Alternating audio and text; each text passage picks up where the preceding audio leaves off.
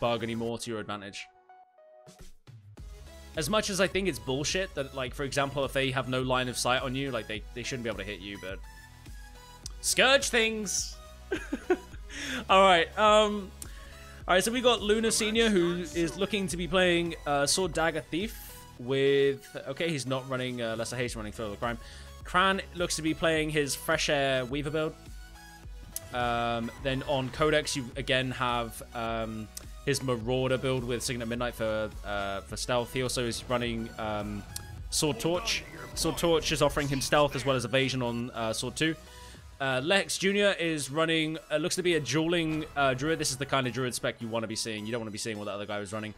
And then they have a Scourge Necro, who is, he has blood magic. He is also probably semi-AFK, probably thought he was running forward. This is really interesting from Volcano Dream. He's gonna realize soon enough. Okay, never mind. He was lagging. Okay, interesting. Empathy Thief has been immediately killed on the red close point. Let's see what he's running. I think he's probably running Lesser Haste because he always does. All right, he's not. He is running Sword Dagger, just like Luna Senior. He obviously just got bum rushed by the likes of Kran. I think Kran did his standard fucking Fresh Air build, just like absolutely one shot the Thief. He's being pressured by Stronlo. Stronlo is playing a Druid dueling spec. Arena is playing a Scourge build. He's just been one shot by the likes of Kran's Fresh Air, as you've just witnessed. Cream Cheese is running standard Shiro Revenant, and Kexon Frenzy looks to be running a standard Spellbreaker build. He's not running Featherfoot Grace, so his only he's opting to run Breaking Chance instead, I guess. Let's see how this plays out. I think that Codex actually wins this this duel simply because he has a lot of damage output, but it depends how Kex plays it. Okay, so Codex just ate loads of free damage for no reason and was forced to disengage. That's kind of a waste of time for Codex. He probably could have been somewhere else doing a load of damage, like either mid or... Okay, he's opting to go to the blue close, so he's going to come and decap this as quickly as possible. Has he placed a portal? No, so his portal's up in 9 seconds. What he's going to do is probably going to decap, and then he's going to disengage immediately. He's going to place a portal and run into mid. Okay, so he's opting to take the full cap. That's interesting. He doesn't want a +1 in mid. Let's hope that Volcano can win this 1v1. This is a very, very strange output. Volcano has a ton of conditions on him. Arena's baiting him in. Arena's actually winning this this 1v1 simply because he pressured Volcano down to half health before he could even do anything. Arena's like, he still has... Okay, so he's used his Plague Signet, so he has no condition transfer. Stronlo's here to +1 Arena. Volcano is down because Volcano had to burn through all of his heal and everything to be able to sustain the fight into the other Necro. Blue team have put their entire 4-man roaming team into this. The only person that's still not invested in this is the Spellbreaker, who looks to be... He was anticipating somebody coming down that corridor there, so he was waiting for somebody. Looks like as the red team Thief came through, he's been picked off by Empathy. Empathy should leave him here to time out. Okay. No. What are you doing, bro? You're doing too much damage. Empathy, stop. Empathy, stop. Empathy, stop. Unnecessary. Okay, so Luna Senior's done. That's 5 into 4-man on the blue team. Cream Cheese is now attempting to play like... You would have just seen he played Terrain there so that he could avoid some damage coming out from Codex. Basically, by doing that, he enables or like prevents shadow abilities from actually catching up with him. He forces the shadows to go a long way around, and then the damage doesn't register. Okay, so they killed Codex off point. Lex is coming in for the res. They need to try and interrupt Lex whilst keeping the damage on Codex. They've done that with the condition output, but it's also killed Codex off very, very quickly.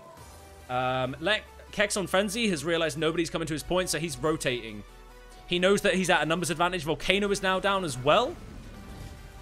Now, what Kex wants to do here is probably focus on Volcano, seeing as he was already down, or he would have been good to go on Kran as well, because Kran is pressuring Empathy Thief. If Kran actually killed Empathy Thief here, okay, Empathy Thief is running, he's opting to, like, abuse terrain here. He's TP'd back into the middle. If Empathy Thief had died there, he would have potentially rallied Volcano. So, see, by Kex being here, Kex is actually preventing the decap. So even though he roamed off the point and lost this, he's actually keeping the midpoint in favor of his team.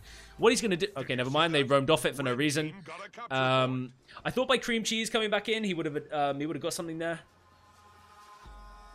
So now he needs to try and kill Kran ASAP. He can't prevent fucking Lex from rezzing here. He's just used Staff 5 to try and CC him off the kill. Oh, man. Even with Kex back... Wait, did Kex just... How did he res? Wait, did he not even go down? I thought that he got pressured off point. He must have actually been able to disengage. That's huge for the Spellbreaker. So the red team have 3 people in mid. Is a 3-on-3. The red team Thief is currently decapping blue close. He's just decapped. He's opting not to cap. He's coming back mid. You've got 2v1 on Codex. Empathy Thief and Stronglow are currently pressuring Codex. Codex is going to be left to die off point. The Thief on the blue team is going to rotate back middle, and he's going to try and meet Luna Senior on the way through. They've seen each other. Okay, so Luna Senior got the first burst onto Empathy. That means that Empathy just has to try and disengage. That was well played by Empathy. Oh, he came in with the sword too into the steal. Oh my god, if he wins this, this proves how fucking good of a thief Empathy is. Like, he lost that engagement to begin with, and then he actually disengaged. Oh my... Okay, so Cream Cheese came in for the +1.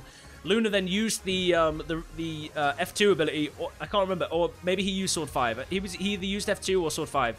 And, Sword Dagger 5, sorry. Like, Cloak and Dagger, or he used the F2 from the steal. So, Cream Cheese and the Thief just look to have taken the... Oh, wait, no, the Thief wasn't there. Thief rotated mid. So, Cream Cheese took that beast by himself.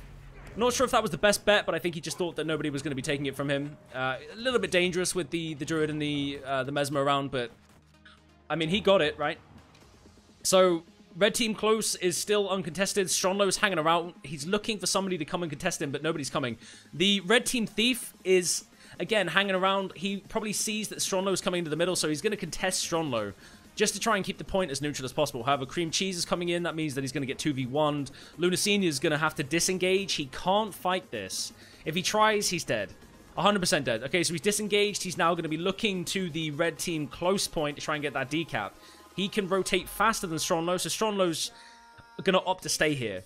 Stronglow knows that that point is gone. Like, there's nobody that's going to get that. However, in the same time that it takes the Thief to decap and then rotate off, or potentially stay there and cap, which he's doing. So Cream Cheese is coming in to actually contest the Thief to prevent him from capping. However, in that time, Stronglow has capped the mid. Stronglow is now going to go into the red team close point to try and contest anybody that comes. Cream Cheese got the kill, so that's huge for the blue team further. So what they did there was they prevented any form of cap. However, the Necro is going to get this now. Maybe not. He needed 1 second. Stronglow is going to push him off. They're just going to out-sustain the Necro here. Especially from the fact that Stronglow can heal on clear conditions. Revenant damage is too high. And he's just pressured off. So that means that the Thief and the Necro died there on the red close. Thief is dumb to come in on this. Right, okay, he's leaving. He would not win that 2v1. They're sticking around to make sure that they get that point.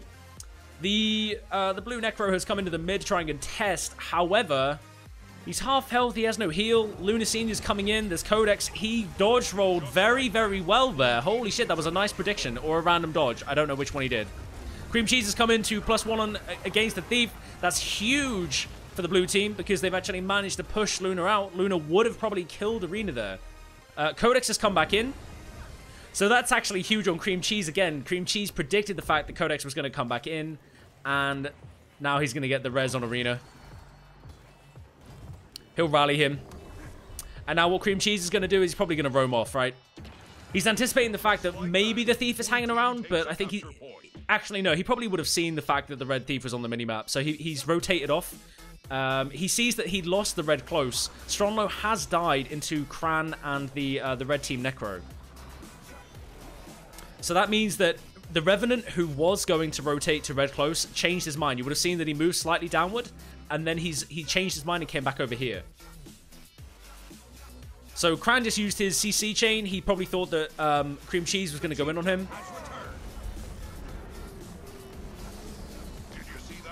This is going to go in Cream Cheese's favor. He's just used Facet of Light to get fully healed by Kran's output. So now Kran is playing terrain so that Cream Cheese cannot use his Sword 5 to get to him. Him jumping down, he's going to die to Stronglow here. Stronglow is going to be able to kill him. Alright, so they're probably going to leave Kran to die off point here. Now Stronglow appears to be going for the Beast. They killed Kran off point. Lehix is just there. You see, this is why this is dangerous. Lehix now has to choose between giving the point up for free or contesting the beast. I mean, this is 100% going in the favor of the blue team anyway, but that would be, if this was a close game, that would kind of be what Lehix would have to do. He'd have to be like, is it worth more for me to try and steal this point? These 25 points from the beast, or is it worth me staying on this point and preventing the cap? So in that time for them to do that beast, etc., the red team actually managed to get 2 points. I think that the blue team, they understand that they don't need these 2 other points, regardless of whether this beast goes down, you know, regardless of whether they get Svanir. The whole team is stacking up on the single blue close. This is to solidify the win.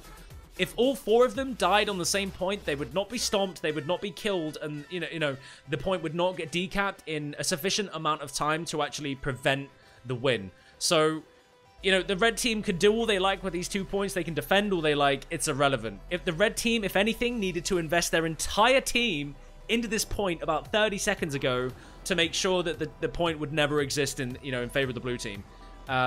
This is like, you know, this is a strat that's done quite often. You know, when you just realize you're going to win with 1 point, just hold it.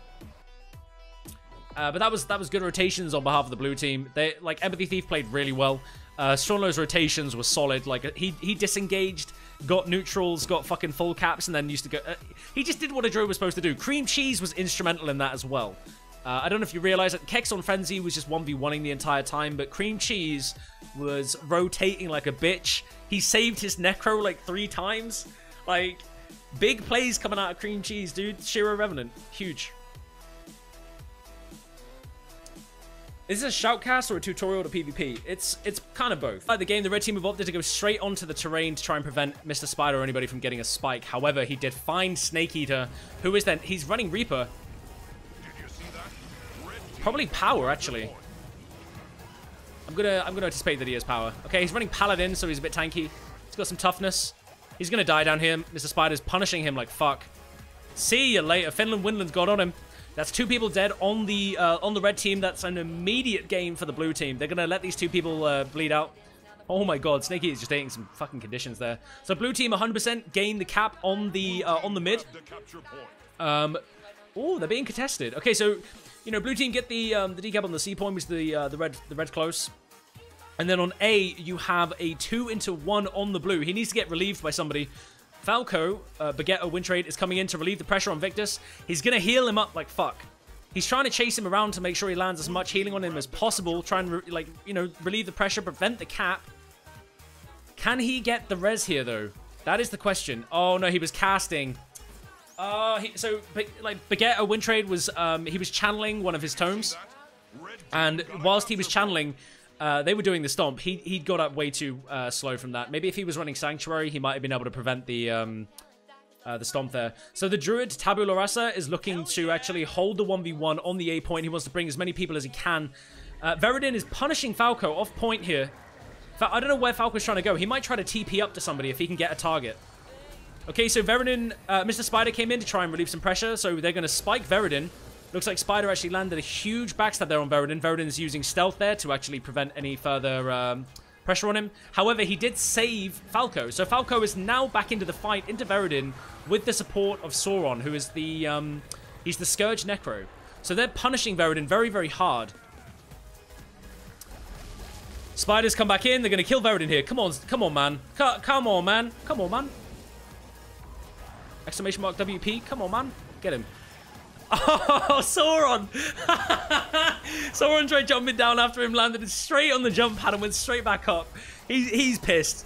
He wanted to get some extra damage there out, but you know, he couldn't. So now Tabu, sorry, the Druid, he's now doing a great job at keeping Veridin alive. Veridin has now used stealth to disengage.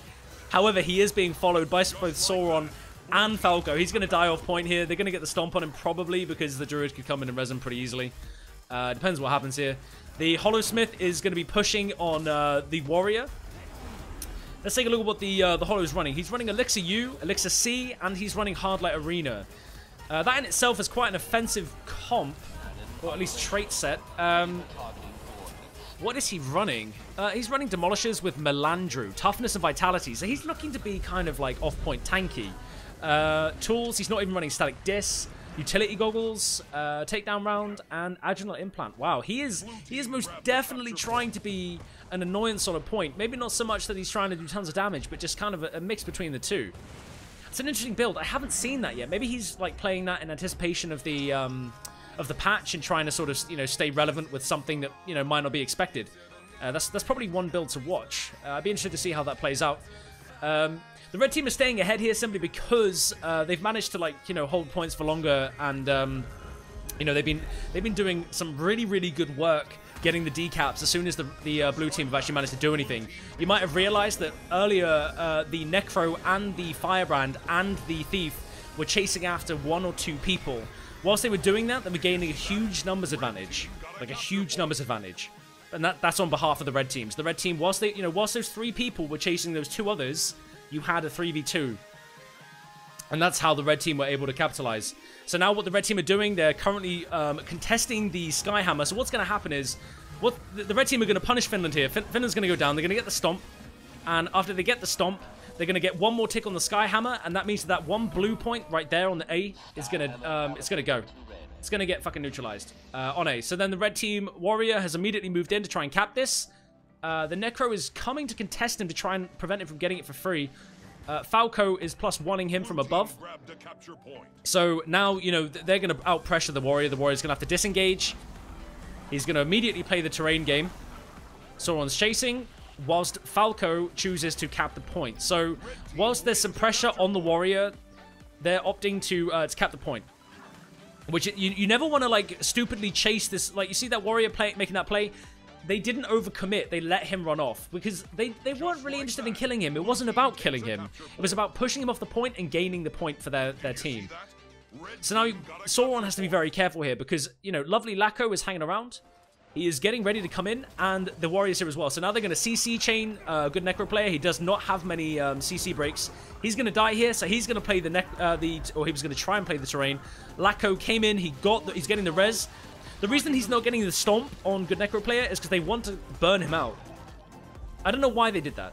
Okay, never mind. Falco's coming in. That makes sense. So now they're going to kill Sauron before Falco can get the res.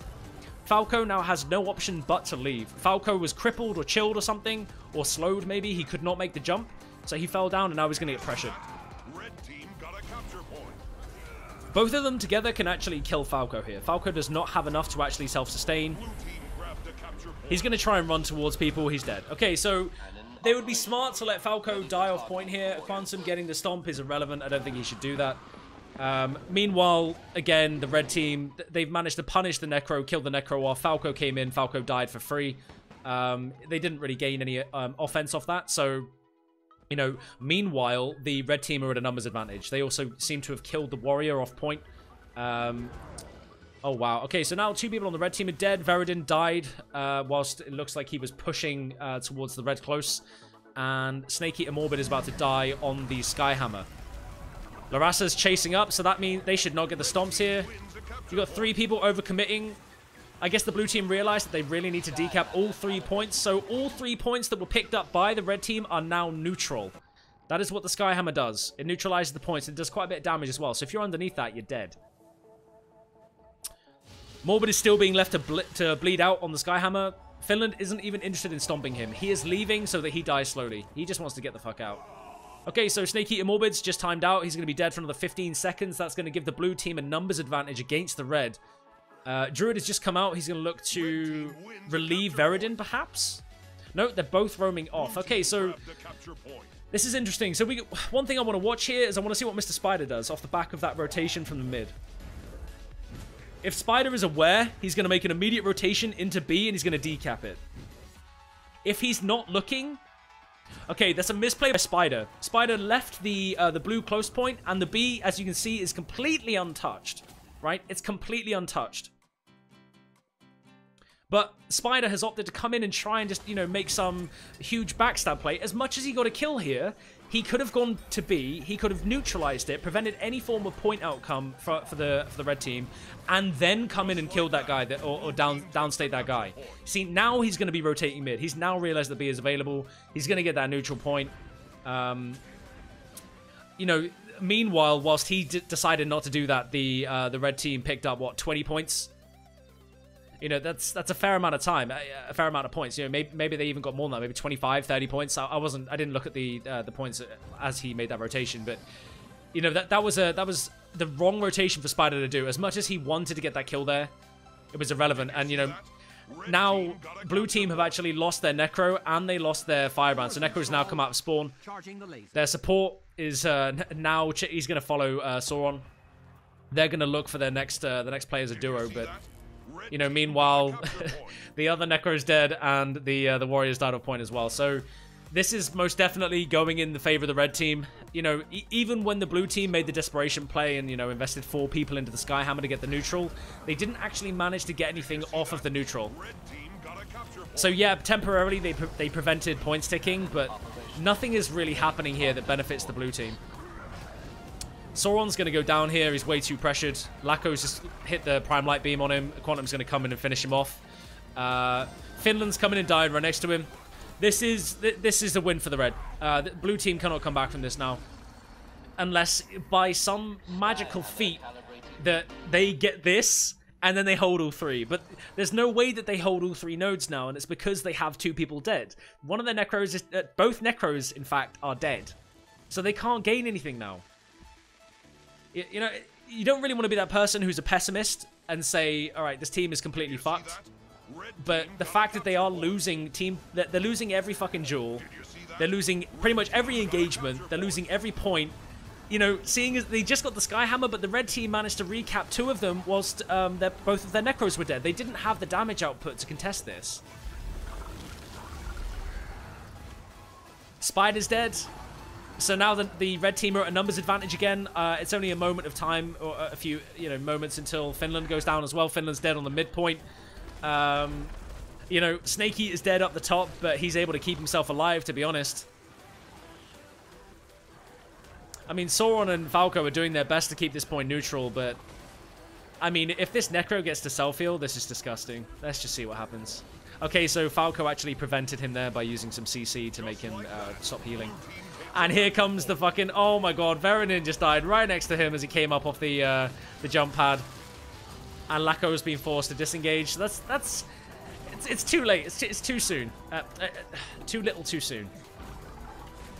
Or is it too little too late? Right, blue team. Both of these teams are like 1800 points. I think what happened there was they didn't fucking make the right rotations. As you witness, Spider just opted to go for the big, you know, damage plays as opposed to making sort of, you know, the good rotations as a thief. He's guilty of trying to team fight way too much.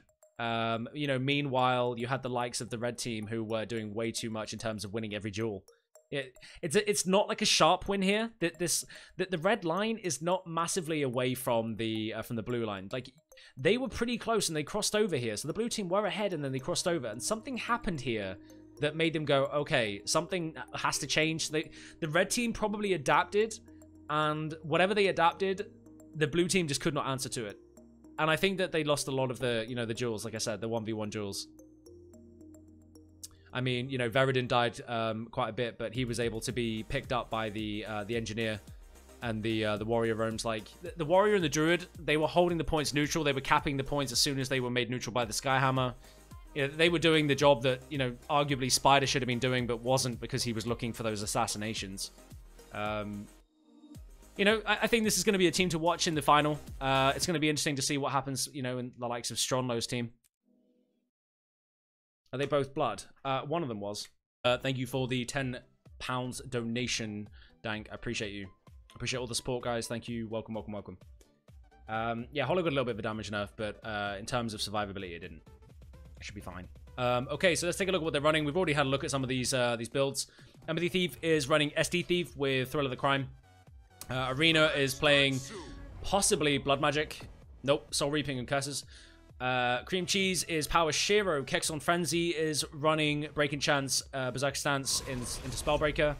And Stronlow is playing standard 1v1 Berserker Bunker Druid.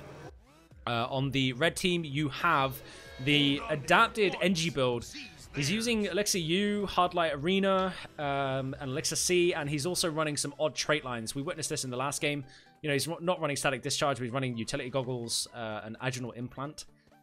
Whatever he's running, it's hard to understand. I don't really want to talk about it because I don't know why he's running that. He's also running Rune of Melandru. Whatever he thinks is probably a high condition output on the enemy team. It's a very strange build. Veridin, he's known for running pure conditions. He's probably running Carrion and Deed. He's just going to be looking to annihilate people in team fights and duels. He can do both because of his damage output. Tabu Larasa, again, a 1v1 druid who's probably looking to sustain the Necro.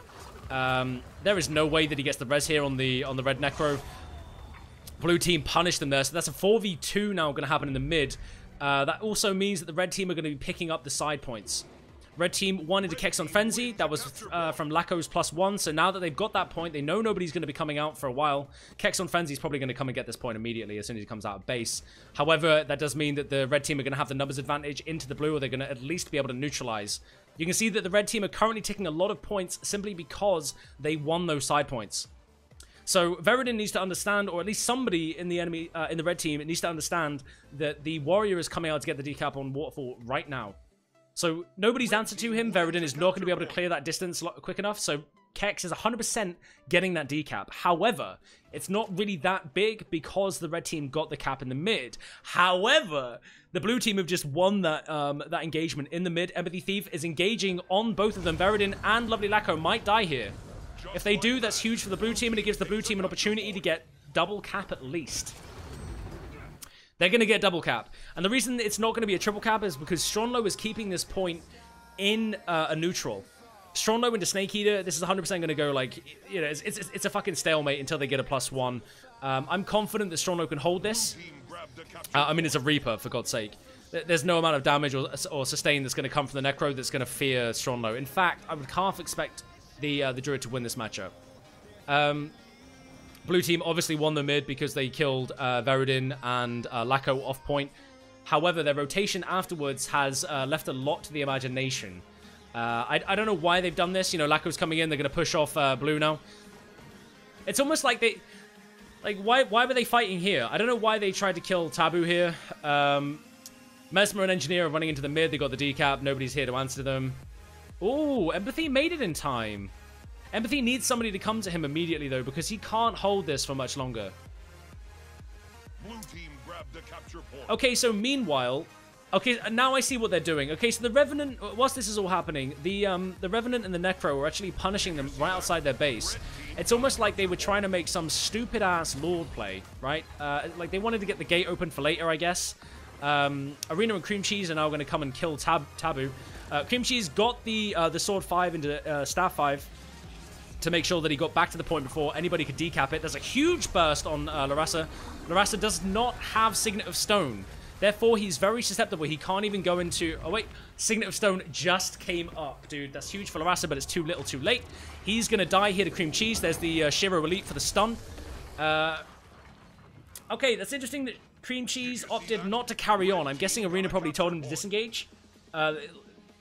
He probably has like a target over his head right now, which implies that Arena probably asked him to leave. He's now going to come back in because it's a 2v2.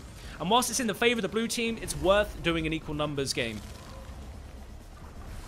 So, arguably, Lako is the obvious choice. He's been pressured into his passive Elixir S. He does not have active Elixir S, so he's a very easy kill here.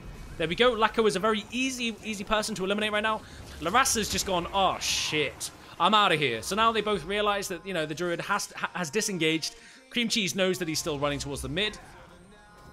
Cream Cheese and Arena are both walking off of the quarry point simply because they know nobody's going to contest it. It's a good idea for them to come mid. Okay, so they seem to be opting to go into Arena. Arena might have just burnt out his Plague Signet. Okay, no, he didn't. He would be smart to use it, though, and transfer all those conditions onto Veridin. He just took all of Veridin's conditions that Veridin put on him and gave them straight back with Plague Signet. It's a condition transfer. Send your conditions to a foe. Veridin is going to die here to Cream Cheese and the condition output. Arena's also going down, though. However, this is on Cream Cheese to get the stomp or kill Veridin ASAP. Cream Cheese is getting CC chained. Stronlo comes in and gets the res on Arena. And it's back. It's reset. Okay. This is now a 3v3. And Arena's down. This sucks. Blue team are going to have to disengage. The red team have won this engagement. They got the stomp. Cream Cheese has already left. Stronlo is now in a 3v1 equivalent. Okay, Lako is leaving to go and answer the Cream Cheese, who's gone mid to try and, you know, even this out. Kex on Frenzy is dead. This is a 2v2 now. Sorry, 3v1. Sorry, I thought that was 2 blue team members. This is a very, very equal game. Okay, so a Quantum's probably going to capture the waterfall right now. He's going to have Arena that's going to come and contest him, but I think that the Spellbreaker should be okay, actually, you know, dealing with this. He has Featherfoot Grace. I think that he has more than enough resistance to actually answer into Arena. The fact Empathy Thief just come here has really switched it up. He's not going to get the cap here. Empathy Thief is making sure he gets the neutral. And now, you see, even though he came in here, he prevented the cap, which is good from Empathy Thief, but I don't think that Arena's actually going to be able to do anything that, like, painful or punishing into the Warrior. He does have a lot on him right now, but if a Quantum actually manages to use his cooldowns efficiently, then he's going to win this engagement. So he uses Greatsword 3 to ensure that he gets evade. His Featherfoot Grace coming up. He uses it, and he stops taking ticking damage. His full counter's coming up, so he's going to use full counter just after Featherfoot Grace ends, so that he gets more resistance. He's going to use Greatsword 3 to make sure that it... Okay, so he's opted to get the resistance from Healing Signet, which I'm not sure is probably the best idea. So that was a really, really close engagement. I think a Quantum probably should not have used Healing Signet. Maybe he would have been just better using the full counter that was coming up. But that's 2 people dead on the red team, which may give the blue team an opportunity to gain something back. A Quantum used Vengeance because he knew that Arena was very, very low. So Arena's now kiting him with condition output, and he's solidified that. Okay, so a Quantum actually put off his own death to try and get Arena down because Arena was low health. That's not a bad play, but you know, it was... I'm not sure that he was ever going to win that. They managed to get the res of Veridin in mid. However, the blue team have actually managed to capture the 2 points on the side plays. So, you know, Arena winning into that Necro meant that Arena could get that point. He's now being 2v1'd. Arena does not really have that much to answer to. He's going to die here, unfortunately. Oh my god. Maybe I'm wrong. Okay, Empathy Thief came in and got the +1 on the Snake Eater. That's a lot of damage that's coming out of the Power Reaper right there. That's a 3v2. Lako's already left, but Lako's been pushed into his Elixir S. He has nothing left defensively. So they've left it into a 2v3 that's going to happen right here. Kex might go down. Kex is currently ticking his passive Endure Pain. Endure Pain is up again in 1.5 seconds. He needs to use that pretty much almost instantaneously if he's still getting chased. The Quantum's coming in. There goes the Endure Pain. And now Stronglow's here. Stronglow is now relieving the pressure off of Kex by throwing him a quick heal. They've got lovely Lako down. They're going to get the immediate stomp because they want to eliminate him from the team fight. Kex is probably going to push towards this point. Okay, never mind because of Quantum and Larassa are in his way. He knows he can't make it down towards Quarry. They got the decap in the mid, which is good. Veridin's going down. This is a numbers advantage for the blue team. That means that they are now 5v3. Blue team close point is still ticking. Nobody's contesting it. I'd be surprised if the Druid does not start making his way down here now. Okay, that's exactly what he's doing alongside the Necro. So it looks like Taboo is trying to distract these two while Snake Eater moves in. That's a good play by Larassa. It means that these two were tunneling hard on the Druid. They might kill him here, but it also means that they get the decap. So, you know, a death on behalf of the Druid, but you know, a solid decap actually means that the blue team stop ticking their points, you know, at 2 points at once. So that's big. That's big for the red team, regardless of his death. Lovely Lako is about to throw, though. He should not be fucking here dying like this. Snake Eater can't do anything. Snake Eater has to come off point to try and answer to this. It's not going to go anywhere, I don't think. I mean, if he gets the res, that's huge. If he doesn't, then it's bad. Arena should have made his way onto the point. They got the res. I'm surprised that neither Arena nor Cream Cheese have moved onto the point here. They're giving the red team 3 points. So Snake Eater is dead off point. So this is the opportunity for the blue team to actually kill Lako here. He has no Elixir S, and that's the decap and 2 people off point. Snake Eater almost got the res. He almost self-res. Arena's getting punished. They got Larassa coming in. Cream Cheese needs to get the fucking stomp here on Morbid. Lako is so low. Oh my god. Dude, you got to get the kill here on Morbid. ASAP. They died simultaneously. Oh my god, I've never witnessed that. Holy shit, that's actually ridiculous. That means that normally, so if Snake Eater had died just like a second before, Arena would have rallied, but the fact that they died at exactly the same time means they both went down. That is fucking ridiculous. Oh my god. What do you mean that can't happen? It just happened. Druid is on respawn. Arena is just on respawn. That just happened. What do you mean? Well, that was rally was bugged? Oh, fuck off. No, if you watch it, it happened exactly the same time. Come on, bro. Okay, well, okay, so Lovely's died. That means that the waterfall is going to go in the favor of the blue team. Red team might win mid, though. Never mind, they're being punished off. And Stronglow into the warrior. So this point is going to remain neutral for the time being until somebody +1s into Stronglow or a quantum. Middle point is being left in neutral. There is some ridiculous team fight going on off point here. Empathy Thief is being shut down by Snake Eater. I mean, the amount of power damage that comes out of that Reaper is insane. They've definitely killed Empathy Thief here. Oh, okay, so Empathy Thief actually chose to use his, Oh, that's a close investment. Oh my god. Fucking Arena's not going to get this. Arena should not be investing time into that. So, meanwhile, you know, Veridin has to disengage. He can't play on any of the points, so he's waiting to get out of combat so that his health will go up, right? Here we go. So his health is now regenerating. He's now going to try and answer to the waterfall. Arena should not have left this, in my opinion. You know, he has come in to support the spell break and cream cheese. They got a kill on Lacquer. But the point is that, you know, Waterfall's about to go, so nobody's going to be ticking. The team goes back to being relatively equal. Even though Lacko died, blue team are going to get the numbers advantage here in the mid. They're going to kill Snake Eater. Snake Eater's going down. Okay, this is now worth it for the blue team. I take back what I said. You know, meanwhile, they're shutting down, like, another person. So Taboo Larasa's going to die here. There's no way that he doesn't die. He's got Empathy chasing him. He's got conditions ticking on him.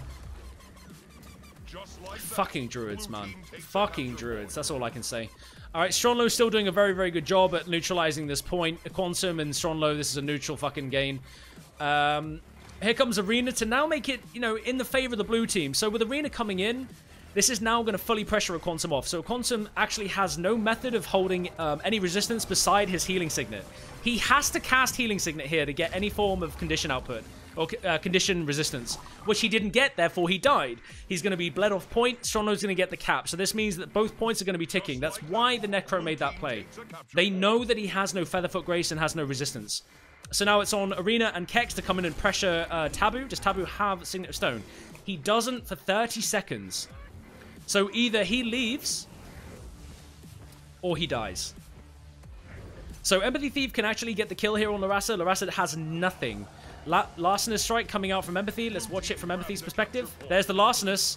So he landed 2 Larcenous Strikes there for about like 5k, 4.9, 5k. That was more than enough to push the Druid out. The reason he's killing him there is because he knows that there's 2 people that have just come into the mid. Empathy is just coming into to spike onto Lacko. He knew that he couldn't actually go into Veridin there because Veridin used Distortion, his F4. Okay, so he looks to be spiking on Snake Eater. That could go in their favor. Cream Cheese comes in. They get the kill on Snake Eater. That means the problem here is that Arena is now down, and if Veridin gets the kill on Arena before they get the stomp on Snake Eater, this means that the blue team actually don't get the reset. Cream Cheese keeps interrupting Veridin. They are trying so hard to get the kill on Snake Eater here. Oh, and they got the stomp on Arena. That means that Empathy Thief's efforts there were completely wasted. So this is an opportunity for the red team to make a comeback here. If they can get the midpoint, that's going to work in their favor. However, the blue team have been still holding this point.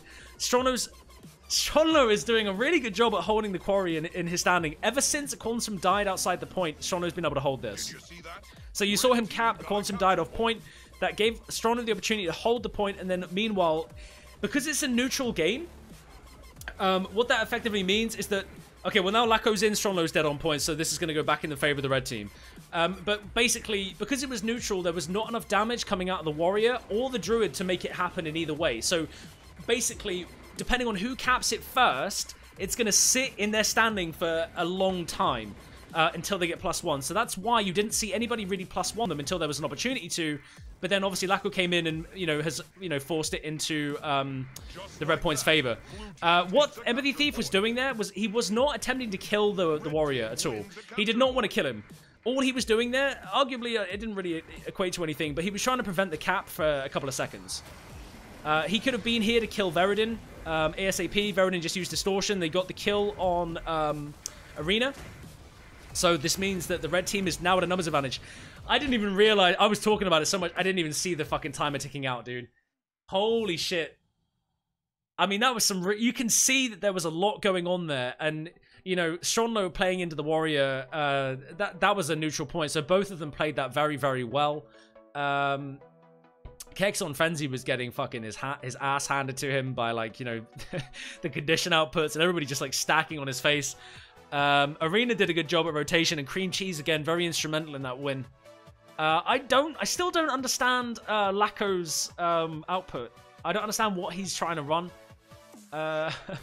It was a good game, guys. Holy shit, I mean, straight out to the point as well. Straight down to 0-0. Jesus. I mean, I wasn't even looking at the timer. Like, I was enjoying watching that game, you know? That was a really, really good game. I think that was the final. Yeah, so that finished at, like, 4:33. So...